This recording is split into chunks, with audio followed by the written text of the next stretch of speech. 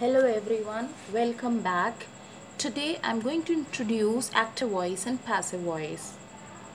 You know, we speak a lot of sentences every day in our conversations. Some are said in active voice, some are said in passive voice. Here we are going to discuss when and why do we use active and passive voice. But first let me explain the formula to you. Okay.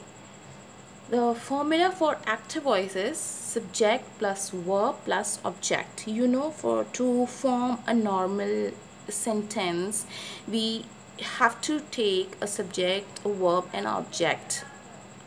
If it is given in this order, then it means that it is in active voice. For example, Meera has done the work. Here, Meera is the subject, has done is the verb, and object is the work. Okay, now I will tell you the formula for passive voice. What we do in passive voice, we change the place of subject and object. When we write the object in the place of subject and subject in the place of object, it becomes passive. And here, one more thing we have to do, that we have to change the verb also. We have to use here the third form of the verb.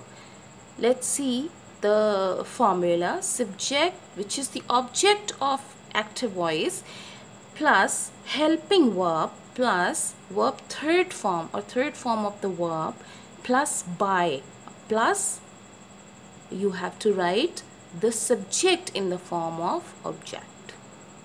Okay, so in active voice we stress the subject more. In passive voice we stress the object or the work which has been done more. You must have heard mostly native speakers use passive voice. Mostly native speakers use passive voice, if you have ever noticed. We use it when we want to stress the person or the places which have been acted on, and then the doer is added with the preposition by.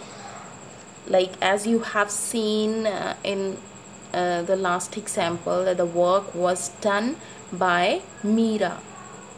So here the work, when the work which has been done by somebody is more important, you tend to use the passive voice.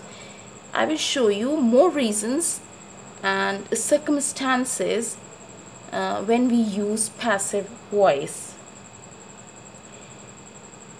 We normally talk in active voice, but sometimes we need to speak the sentences in passive voice.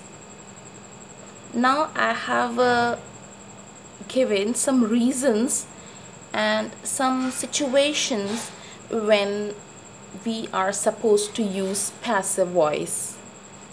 Okay, so let's see the reasons. Number one, when the actor or the doer is unknown, when you don't know who has done that. For example, the examples will make it clear that cave painting was made in the Stone Age. Next example, the books were written in the 19th century. The research was done in ancient times.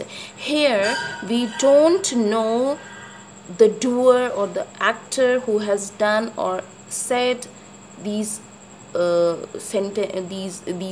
has made these things, who has done these things. So here, when the actor or the doer is unknown, you are supposed to use passive voice. Next reason is when the actor is irrelevant, unimportant, not so important. When the object is more important, the work which has been done is more important, the actor or the doer is not important, then we say the sentence in the passive voice. The generator has been installed. Okay? Here the work is more important. The PDF is uploaded. The solar power plant will be built next year. The timetable has been prepared. Here the actor is irrelevant. Number three, when you want the actor or the doer to be unknown, or when you don't want to show who has done the particular action. Okay, let's see the examples will make it clear. Mistakes were made. The glass was broken. The parameters have been set. When you want to hide the actor or doer, we are supposed to use passive voice.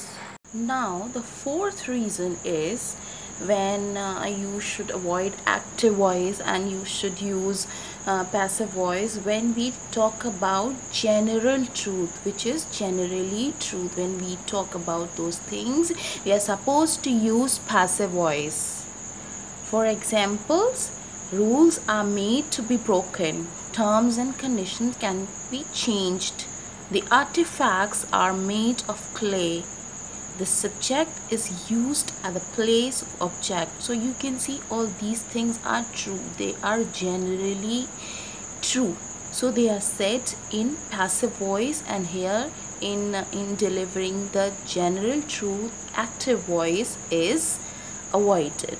Now next reason when we should avoid active voice and should use passive voice is when we write a scientific research notes or some notes which is based on the experience are written.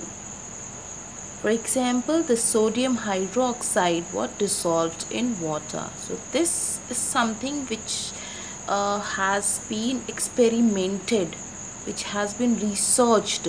So you can say scientific research notes are written in passive voice only.